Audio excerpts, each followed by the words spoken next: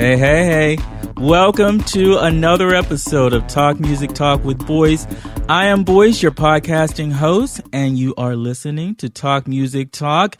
It is a weekly music interview podcast where I have long-form conversations with people connected to music from different genres and different backgrounds, both established and emerging music therapists, music journalists, singers, and songwriters.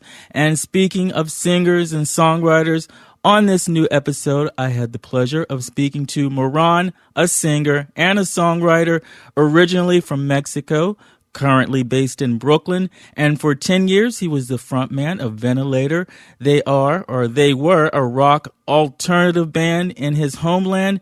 This year, he released his wonderful debut solo album, which is called Etc., and was produced by Van Rivers. In this conversation, we talk about why he's a solo artist now. We also talk about the making of Etc. and the themes on the album. We also discuss life in Acapulco, the beauty of the city. We talk about challenging himself. We talk about feeling conflicted about being a frontman, and so much more. After the conversation, you will hear my two favorite songs from Etc., Paladar and 10 Años. I may or may not be saying those titles right, so forgive me right after the conversation. But here it is, without further ado, my interview with Marrón. Enjoy. Your prior band, Ventilader. Am I saying that right? Or yeah. The American version of the way I'm saying it. It's weird. It's like an invented name. Okay. So some people used to call it Ventilader in Mexico, but some people call it Ventilader. Okay. Like they call it in the way that somebody in the United States would say. So you said it correct. Yeah. For United States. Yeah. That band was more rock, right? Yeah. And your new stuff is more synthy, pop, if we have to use labels, right? Yeah, like, with my previous band, it was more like a rock alternative type of music. Mm-hmm. And, I had a great time playing the songs that we had, and I loved the albums that we released, but I wanted to do something like more like something that I could dance to. You know? And for some reason, the type of music that I dance to resembles a lot of like the slow types of beats that sometimes you find on hip hop or it's like 90 beats per minute. Between 80 and 90, most of the songs that I did for this album. So it's like dancing, but like kind of like I don't know, very chill type of dancing. So yeah, I wanted to try like something more synthesizer, electronic beat driven. And I really enjoy like trying different things. Mm-hmm. It's always, I think, important to be excited, and especially when you're making songs that it's always like a blank page. Mm-hmm. You never know what you're gonna do. It's always to feel excited and like when I was making a song and I started halfway through the song, I was like, "Oh, this is amazing!" And I started dancing in the studio, which I never do. It's always more like it was more like an introspective type of exercise. Doesn't mean that this is not introspective, but it was a different approach. Okay. Does that sound been percolating while you were doing the band? Like one day I want to do something different. Well, yeah, like I don't know. I did the band for like 10 years. Mm-hmm. So after 10 years of playing, pretty much, you always play like 1, 2, or 3 songs from your first album, Yeah. And like I wanted to do something that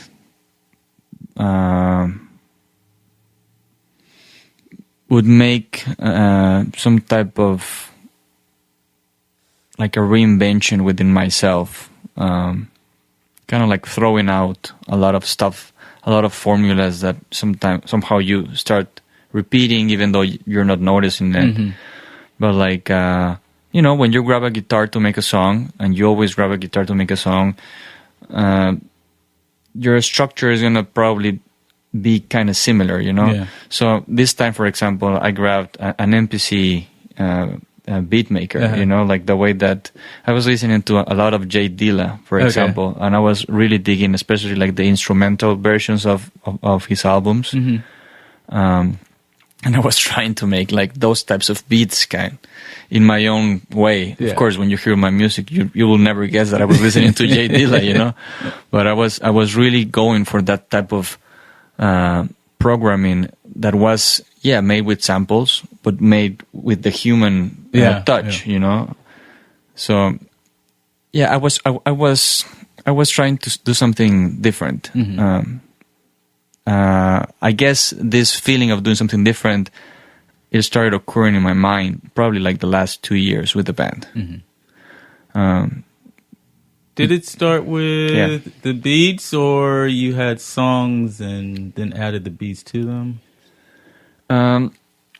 You know, usually I would say 50% of the songs that I did for this album probably started with just a beat in my mind, and a lot of them started with the bass in my mind. So I've always liked the bass. It's like the instrument that I used to go to whenever I started making a song. It's not uncommon, even with my band, just to grab a bass and start making. But like this time I was making a bass or making lines of bass in a way that I've never done before. With more groove. Even though I'm not in the level of a funk jazz bass player, you know, like a bass guitar player, the funkiness of, let's say, somebody like Flea, for example, you know, like he's a monster. But like I wanted to get that type of groove with the bass. You can do very simple things, you know, and if you have the groove, you're on the other side, you know, and it's something that I don't think you can actually. It's not something very academic, you know. It's like something that you have to kind of like lose yourself into that in order to grab it, you know. I'm still trying to grasp it. I wouldn't dare to say that I have mastered. That I mastered the bass guitar groove. It's such a vast world. You know, like Pastorius, you know, like those guys, they're amazing. But I really like the bass, and I did that. You know, I grabbed the MPC, I grabbed the bass, I started playing guitar in more like a funky way. And I'm not like a virtuoso in any of them, but I was just having fun, you know, putting myself in all these instruments, creating melodies with the voice. I wanted to do something that will make you feel good. Yeah. You know? Is there any fear when you're the frontman for a band that if what you do is too much of a left turn, you're going to lose the people who know you as the frontman of that band, if it sounds so different? Was there any fear of that for you? You know, I think that I had a pretty mellow personality with the band. I actually feel like having a band like it was comfortable at some point for me, because even though I was the front man, I didn't really like the attention so much. Yeah. So I think that my other bandmates like helped me to like kind of like make that attention like dissipate, you know? Okay.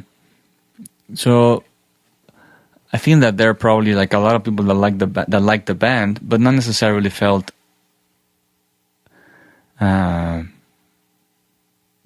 me as a person was the band, you know. Like even though I made probably more than 90% of the music, you know, and it was a project that I started, I think that I did a pretty good job of camouflaging behind my band, and that was the appeal of having a band for me. It's just not to be the guy, you know, like the only one guy. But I felt that it was necessary for me to try to like step in front and kind of make it even more personal. Mm-hmm. Because when you're the person and you're making the music,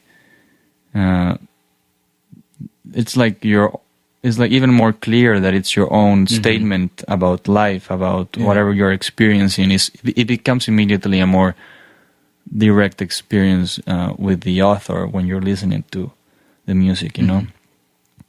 And I've enjoyed it so far, you know. I don't plan on becoming, you know, like being the type of person that feeds on attention still, even though I'm just one man right now. But definitely enjoyable sometimes, like these types of conversations, you know. It makes it easier sometimes. Well, let's talk about your musical background. You're from Mexico. Yeah. Right. Acapulco City? Yeah, I'm from Acapulco, and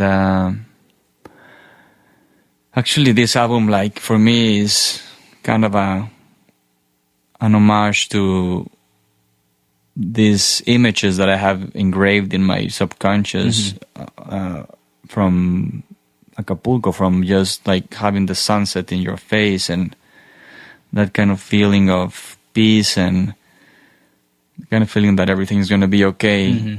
I wanted to go back to that feeling, or to recreate it even in a more like a utopian paradise, you know, like even like accentuate even more all those like subliminal moments that I've had in my hometown. But it's not even about Acapulco, no, it's like about this sense of being complete, or this sense of feeling that, you know, that like I said, like everything is going to be okay, you know, like the type of feeling that you get when you listen to Bob Marley for the first time, kind of thing. So yeah, in a way it's inspired in Acapulco, but yeah, because it's my hometown, but it's also like inspired on many other experiences that I've had, you know, to get especially here to New York. That's where I'm living right now. And how long were you, the instruments, like what did you start playing? Yeah, I started playing like the guitar, like many people, I guess. You know how old you were? I was probably like 11, 12. And I started playing guitar, but like I kind of lost interest because I wanted an electric guitar, you know, but at the moment my parents told me that I had to master the acoustic guitar in order to get an electric guitar. And that's like, it was never going to happen, you know. I was never going to master. So I come from a very like sports. Sports is very important in my family.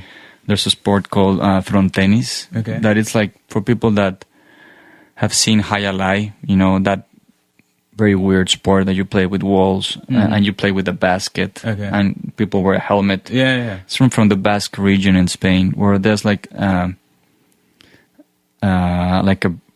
brother from that sport that's from the Basque pelota vasca, and that's called front tennis. And both my parents are world champions in that sport. Oh, really? So I grew up playing a lot of racket sports.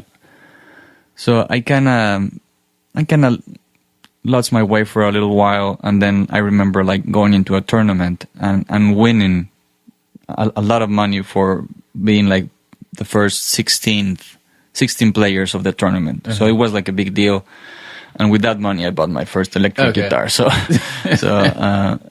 and yeah, I just started, you know, with the typical band. Like in college, I had a band, and then like you start noticing that you can make songs, and I just kept going. I met a producer during my college years that kind of showed me a little bit of the recording, and you know, I started getting some gear, getting a home studio going. And I really love the direct experience of what it is to record something, you know, and like, you know, like start finding your own voice, like singing to a microphone, then listen to your voice and the speakers, you know. And curious enough, like I don't really like my voice when I hear it when I talk, but I wasn't necessarily, you know, like my voice when I sang didn't sound bad to me. Okay. So I just kept doing that. Yeah. I've heard that from guests after they hear their episode. Oh yeah, I'm pretty sure I'm gonna. I don't like my talking voice. I'm pretty sure I'm gonna feel the same way after this. I don't know if I'm gonna listen to this. Yeah. You're not the first to say that. Yeah, it's weird. But for some reason, when I hear my voice when I'm singing in the speakers, that's different. Yeah. I don't know why. I don't know. You know, I'm pretty much sure that everybody has the same reaction when, you know, there's like in the phone. Like you hear your voice repeating like for one split of a second, and you're like, "Who's this person that's talking?" You know. Was sports a diversion from the music? Was that something that your family wanted for you? I mean, since you were good at it. I mean, at the beginning it was, but no, they were pretty supportive. Yeah. You know, especially once they started seeing that it wasn't just like something that was just like a hobby, you know, that I really was committed. And they see that you, little by little, you're achieving things. And, you know, with Ventilader, we did 5 albums. You know, the last one got signed with Sony Music in Mexico. So those were very nice experiences, you know. It really makes a difference when you go back to your family in Christmas and it's like, oh, so you're signed with Sony, so you're not. Now we can respect you more, you know. It's like it's weird because it's just a perception, you know. But it's like suddenly you're not the black sheep of the family. Did you enjoy sports when you were playing? I did, and I still do. I love tennis, for example. Yeah. I really like tennis. This is my second year that I've got the chance to like buy a ticket and go see the U.S. Open. Yeah. And I don't think I do such a bad job when I play it, and I really enjoy playing. You know, especially when I go to Acapulco and I play with my dad. It's like it's like our thing. You know, it will always be something very special to me, you know? And, it's just, I feel that it's like music was for me, like, was my own thing, you know? Like, so like, it was something that was exciting because I didn't know where it was going to take me, or it was like kind of like a challenge for me. I've never been like naturally very,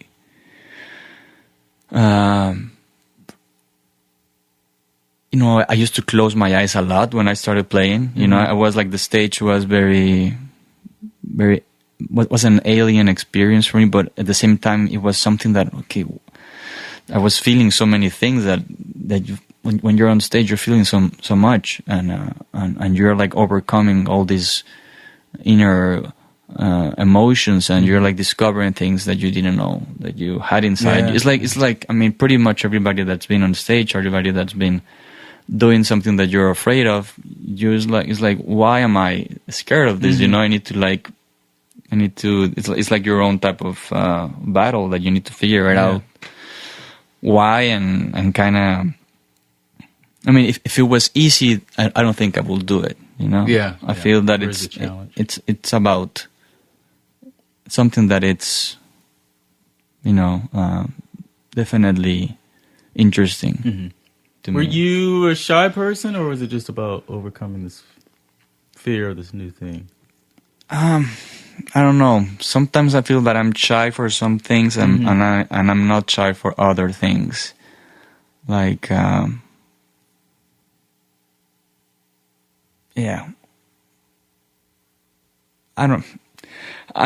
probably more, I will say that I'm more like a quiet type of person, you know.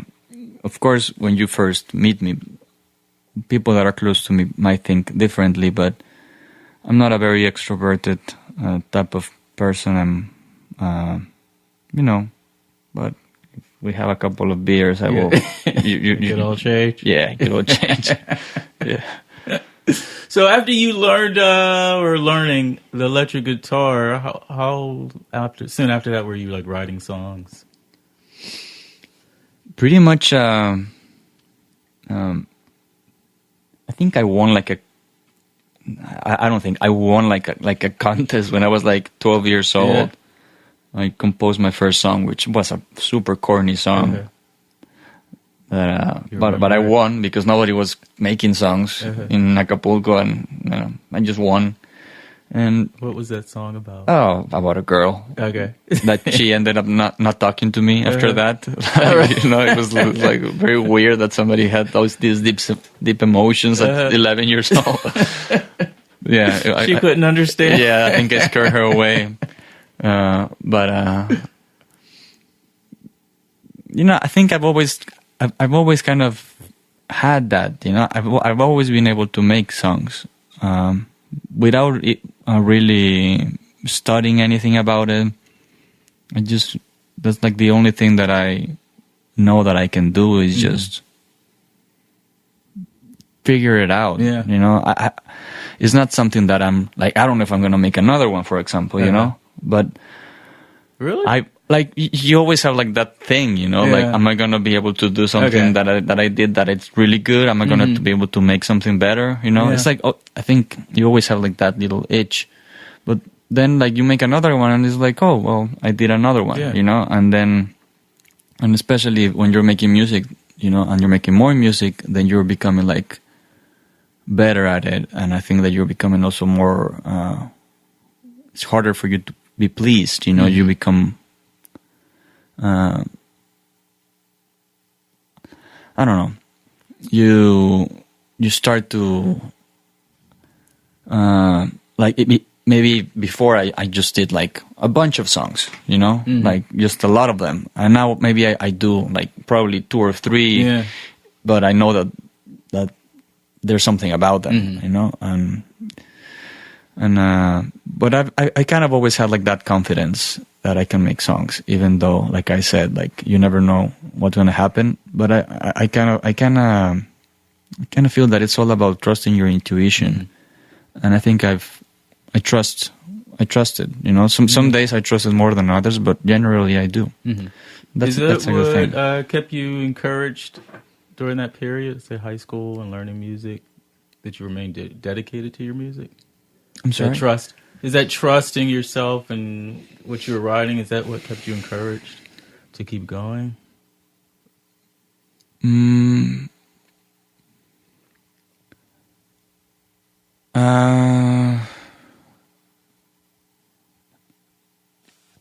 know, I remember when I was with my band and I did the second album, and I was like, I remember this moment. Like somebody went to the studio and listened to it, and I was like, this is it. You know, I've made an album, you know, and I've devoted like a lot of love into each song and the production and every instrument that was recorded. I was super proud, and I remember telling this person, this is it, you know. If nothing happens after this album, you know, and this is it. This is my last thing that I'm gonna do. And this was like almost like it was like 9 years ago or something, you know. And I just kept doing that. And I remember thinking this with this album, for example. I'm like, okay, this is it. It's because you end up giving so much to these songs, to this production. People don't realize how much it takes, you know. Yeah. But I don't know. I just keep going, and I don't think I can help. I don't think that I can help myself. You know, I just feel that that's something that I'm gonna do. Yeah. And it's such a lonely process. It's such a lonely process, and I like that about it. You know, I think it goes very well with who I am.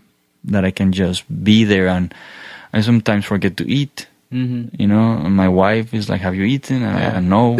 Sometimes she gets home and I forgot to turn on the lights. Yeah. And it's already night, you know. It's just something that I can spend hours and hours and hours doing something, creating something. And I feel that I'm very lucky that I found something like that, you know? Yeah, most people don't. Yeah. Or the courage to pursue that. Yeah, definitely. You need to be very stubborn and you need to... Yeah. That's probably the reason why I made this album, is because I was losing what's the most important thing is that you should have when you're making this is the enjoyment of it, you know? Yeah. And not feeling like frustrated because, you know, this or that in the industry, or because, you know, whatever, you know? Like the music business is a hard business to be in. Yeah. And it's supposed to be hard when you're contradicting two things, like music and business, you know? It's like, I don't know. Two totally opposing. Yeah. Like, but yeah, that's what you have to deal with. And of course I would like my music to do well, for the only reason that I wish that I could do more, you know? That's like the dream of the musician or the composer, is that you don't have to work in another job that you hate, and you could just devote your life to do what you love, which is pretty much what you're doing with your podcast right now, you know? We wish that the thing that we love the most could also give us some bread, you know, and money to pay the rent. Yeah. So when you graduate from high school, right? Yeah. And you go to college? Yeah. Okay, where'd you go? I went to in a town called Monterrey, and I studied industrial engineer, which I hated it. But at the time I wasn't sure about what I wanted to do in my life. And, you know, I come from a family of engineers, so there was like a lot of, you know, there was that little amount of pressure. So they were sports and engineer people. Okay. Yeah. I wish that I paid more attention in classes now. but yeah, like it was like a tool to have. And I completely, you know, get that, you know, especially when you're in a city like New York and you see so many artists trying to make it, you know. Yeah. It's like sometimes I'm like, why? Like I think, why didn't my family was even like, you know, when you're young, you're like, this is what I want to do. Just and sometimes I think like, why weren't they more strict? You know, why? Like no, yeah, like why, you know? But of course, I was privileged to even like study something in college. You know, most people don't have that privilege of studying college, and I was very privileged. And even though if I hated what I was studying, but you meet very interesting people. The environment of being in a university, like I took advantage of it, and I really like, you know, like studied like an extra curriculum topic on literature or you know, I just tried to like to make the most of it, and I did. So it was an amazing time. But during these college years is, you know, what I told you what happened. You know, I met these people that got me into production, you know, so that was nice. I met the drummer of the band of Ventilader. I met Mercy, he's an amazing drummer. I met him in Monterrey too. Where's Monterrey? Monterrey is in the north part of Mexico. Okay. Is right in the middle of the north part of in Mexico. And it's very close to the border. Okay. Like, I think 2 hours by car, 2 or 3 hours at the most. And how far is that from Acapulco? Oh, it's very far. From Mexico City is 12 hours by bus. And Mexico City from Acapulco is 5 hours. So I will say that it's like 17 hours. Okay. And what made you choose that school?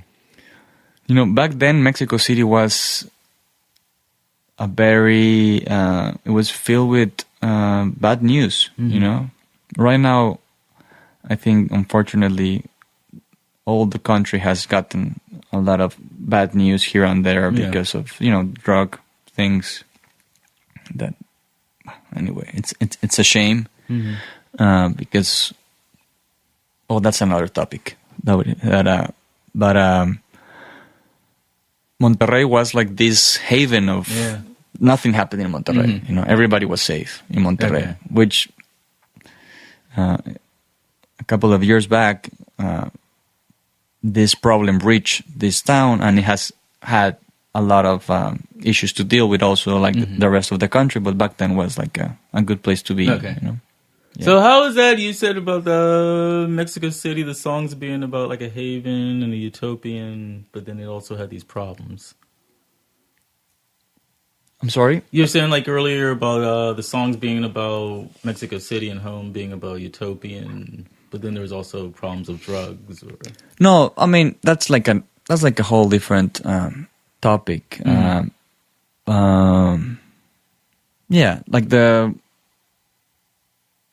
I think I was referring like utopian, like remember that scene in the movie Contact when have you seen that movie? Yeah. When Jodie Foster meets was it Matthew McConaughey? Matthew McConaughey, yeah. And she goes to Pensacola, to this beach. I think it has like 3 moons, but it's like a place that's it's like this. And her dad is there, and it's like this beach, this amazing beach with full of stars, and of course there's some elements of reality, but I think there were like 3 moons or something like that. So it's like I was trying to like grab, like, of course, the reality and the beauty of Acapulco, but also like feel with this more like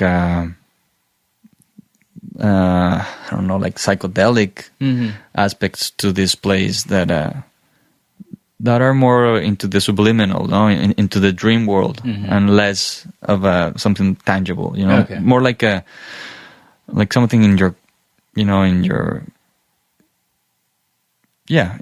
your mind or in your soul that you can connect to, But the drug issue, like, it's really sad, and it's affected the perception of people here in the United States about my country, which is very sad, because there's it's something that's stupid for starts, because there's a lot of people suffering there for selling drugs to people that buy them here, But for some reason you never hear about the drug people that are receiving these drugs and selling them here, Just the people. You only hear about the people that are coming from Mexico, which is that's something that I don't understand, and I think that if we will change legislations, people that are in jail right now for selling weed, that their lives were completely destroyed, or farmers that they don't have food, that they are very poor people and they are growing weed in order to survive. If we manage to change the way that we see all these things, maybe people will have a job instead of being prosecuted. How come we can still manage to have this double? Like, yes, it is legal in California for and in Colorado and Washington, but people are still getting killed. In Mexico for it. And that has.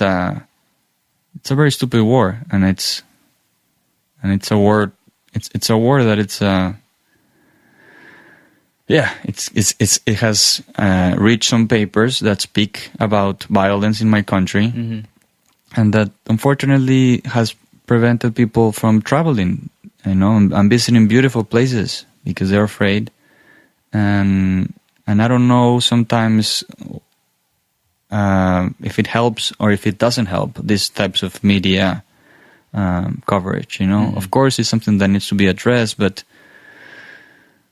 I don't think that by addressing it has changed anything, It just has taken a bad rep of places like my home country, like Acapulco, And it's such a beautiful place and full of amazing people and full of hardworking and honest and kind people. But so let's hope that changes. And that you know. I just got married there, and it's an amazing place for me, and you know. You make it back a lot? Yeah, whenever I can, I go, you know, and these times I got a chance to take my wife's family there, and they were so happy. They're gonna come back because, of course, Acapulco is beautiful, you know. But anyway, that's a subject that it's a little more political. I don't know if it's... Thank you for sharing that. Yeah. So you meet some of the members of the band when you were in college, right? Yes. When did the band actually start? The band started in 2006. No, 2005. I started getting everybody together, and by 2007, I think we released the first album with a record label called Noise Lab Records, which at the moment was like bringing Interpol to play to Mexico City, and it was like the indie label in Mexico. So we released the album with them, and then we released another one, 2009, that Universal Music distributed. Then we gave away for free 5 songs for our 5th anniversary in 2010. We released a vinyl edition of an album called Astromelia 2012, and then 2014 was our last album that we released with Sony Music. Okay. Yeah. And why did you start a band as opposed to solo? Is it back to what you were saying about not being completely comfortable with all the attention on you? I think so. Yeah,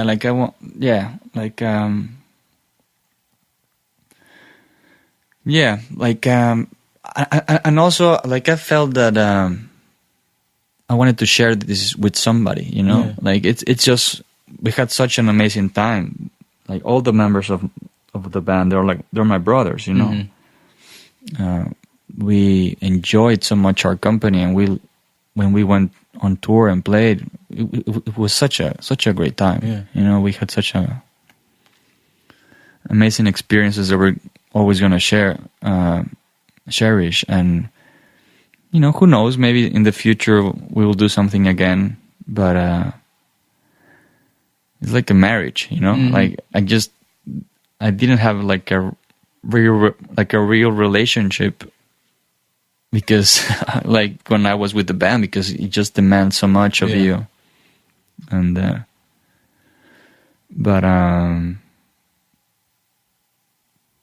yeah, I don't know if I derail from the question. I think I'm doing that a lot. No, that's good. Do you the band, how did you know? Was it a common sound that you guys decided on what your sound was going to be?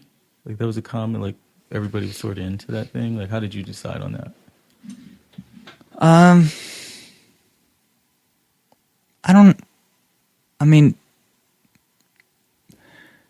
Yes, like it was a band, you know. We had a drum, we had a drum set, you know. There was a bass, guitar, keyboards. I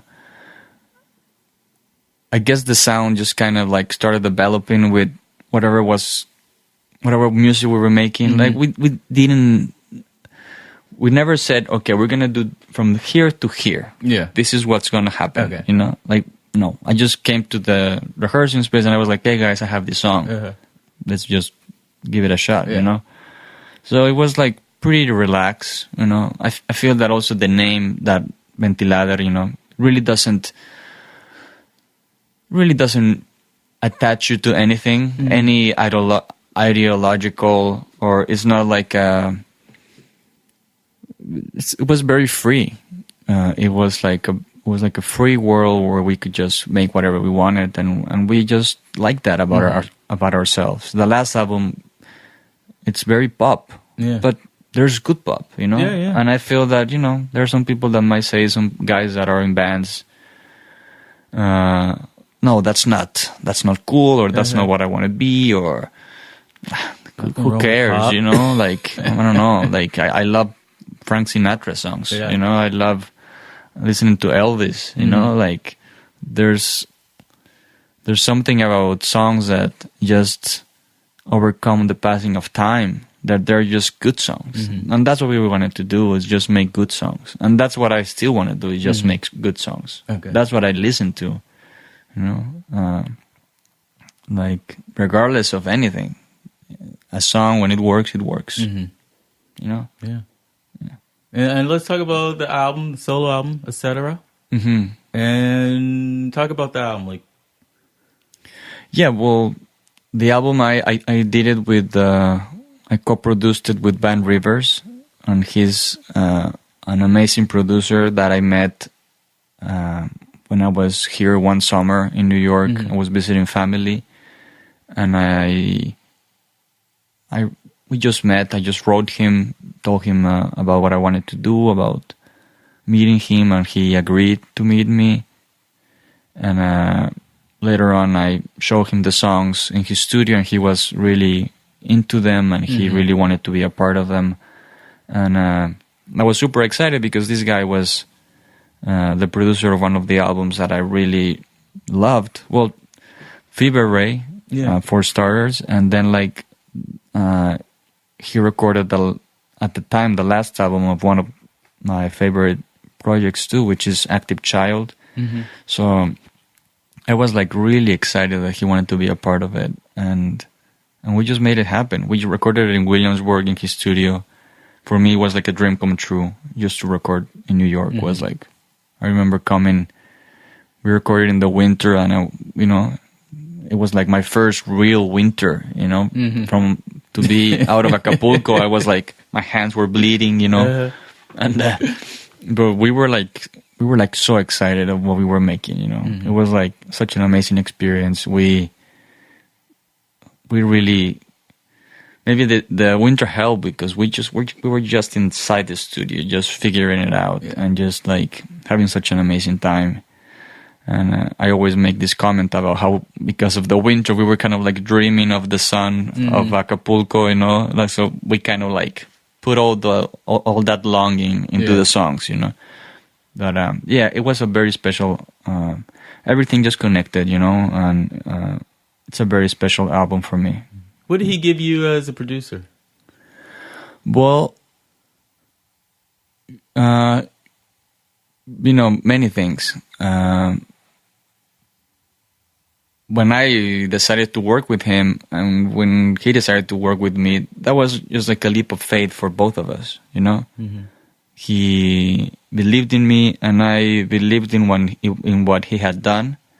But you never know if you're gonna click inside the studio. And we had an amazing connection while making music together and while producing. Like, it was a very like intense experience also, you know. Like, we were like sometimes arguing, but like sometimes like being very passionate about what we were making. And he's very meticulous with every detail. Like, we could spend like 5 hours with just like a kick, just boom, boom, boom. 5 hours of that. I was losing my mind sometimes, but like, you know, like every frequency is where it's supposed to be.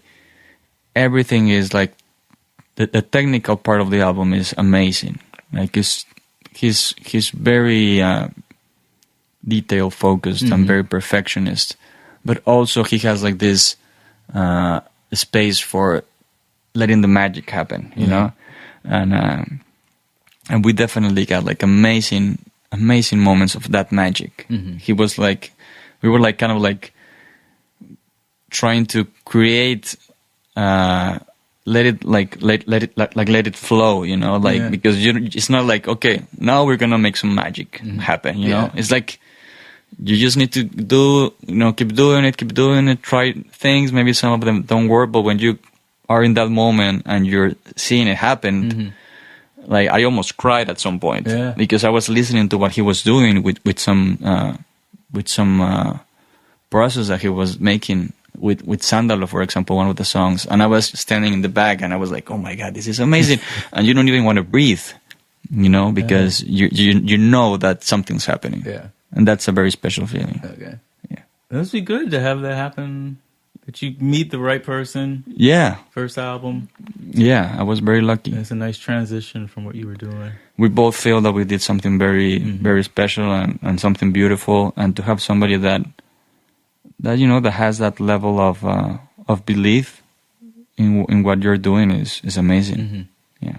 Why did you move to New York? Well, while I was making the album, I met my wife. Okay. And she's from here? She's from here. Okay. So I just decided to... That's a good reason. Yeah.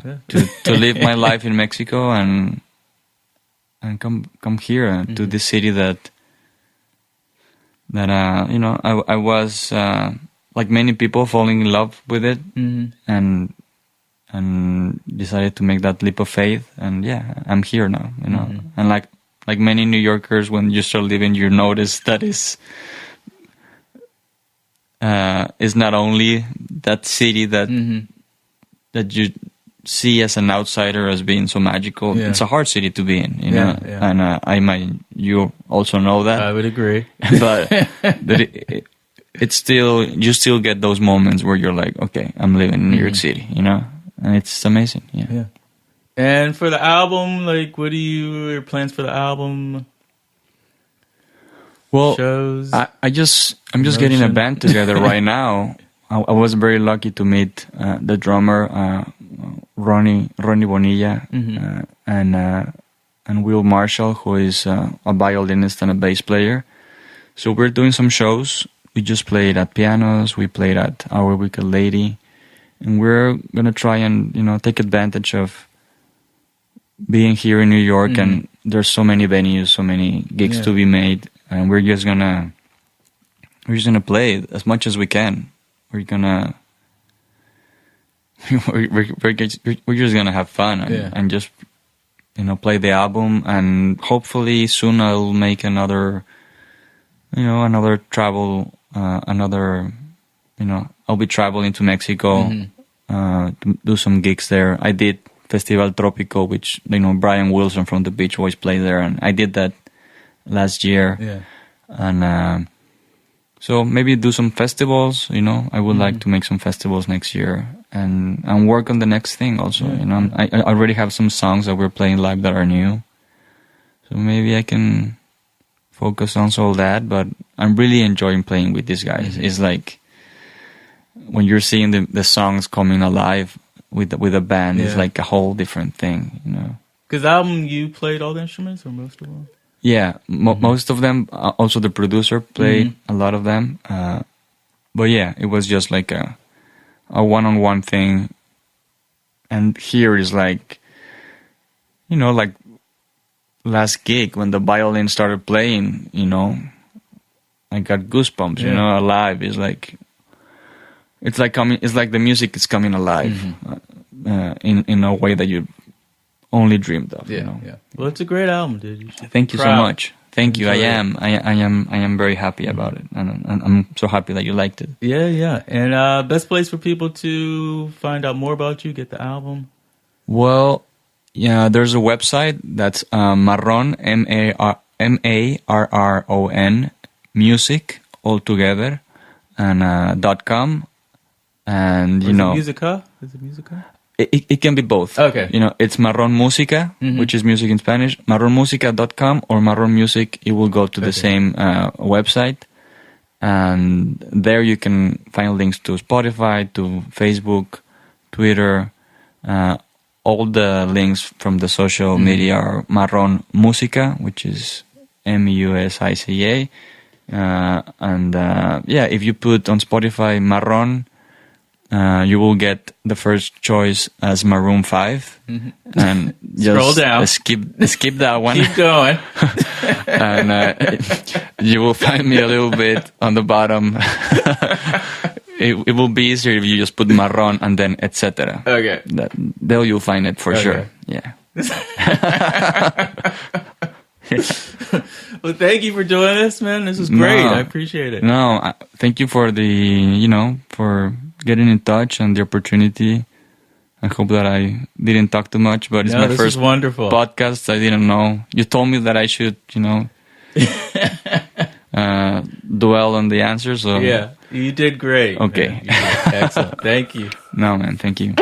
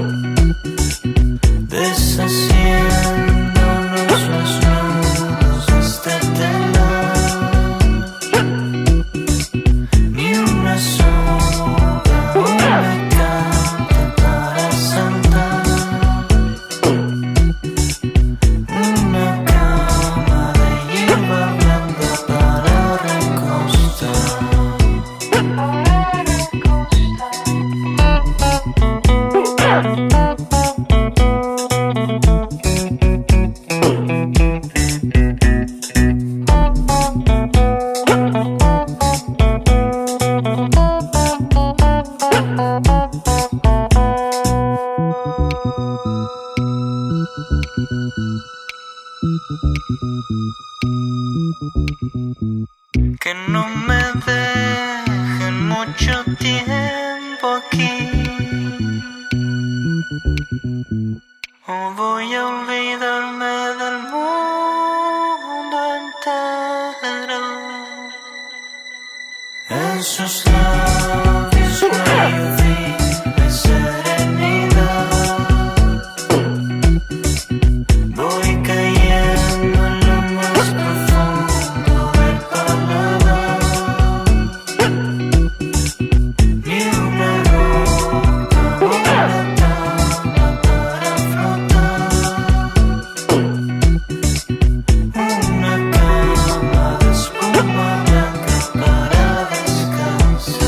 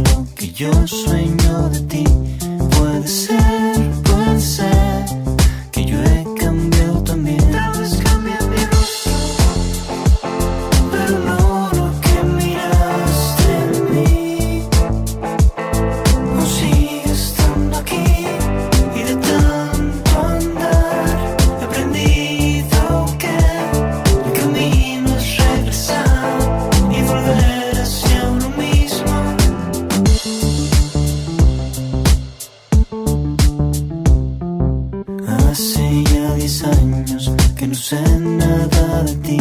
Estarás bien, espero que estés bien. Quizás ya no recuerdes o esté guardado en ti. Puede ser que me pase a mí también. Tal vez cambie mi rostro, pero no lo que miraste en mí. Aún sigue estando aquí y de tanto andar he aprendido que el camino es regresar y volver hacia uno mismo. Es cambiar tu rostro, pero no lo que sentí por ti.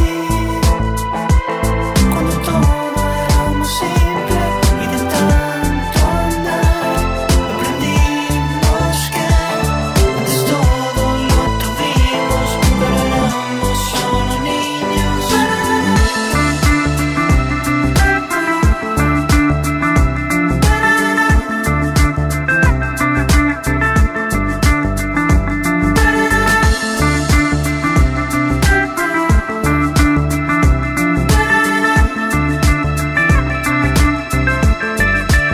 Tal vez cambie mi rostro, pero no lo que miraste en mí.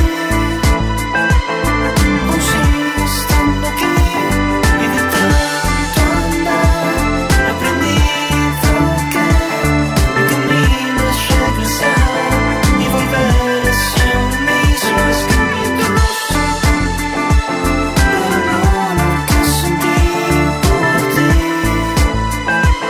Cuando todo era más simple y de tanto andar aprendimos que antes todo lo tuvimos, pero éramos solo niños.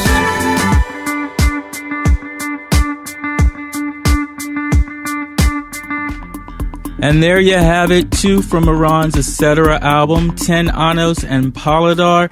Visit him online at marronmusic.com. I am online at talkmusictalk.com for more podcast information and to stream every single episode. I am also on Instagram at This Is Boice, so follow me there. I have some call to actions for you. If you enjoyed this episode, please share it on social media, email it to a friend, or leave a 5-star rating and or review, especially on iTunes, because it helps to grow the Talk Music Talk audience. Also, download the Talk Music Talk app. It is free for iPhone and Android, wherever you like to get your apps. Or you can subscribe to the podcast on a bunch of places. Brand new, you can now find TMT, Talk Music Talk, on Spotify. That's right, it is on Spotify. If you love to stream whatever content on Spotify, you will now find Spotify as the home of Talk Music Talk. The podcast is also on Google Play and iTunes and Stitcher, TuneIn, iHeartRadio, pretty much everywhere, I believe. All you have to do is search for Talk Music Talk. You can also find the podcast on SoundCloud, starting with episode 100 with Carlos D. That's Carlos Dangler, the former bassist of the band Interpol. That is at soundcloud.com/This Is Boice. Thank you so much for listening to this episode. Till next time, and there will be a next time. This one's for you, Liz.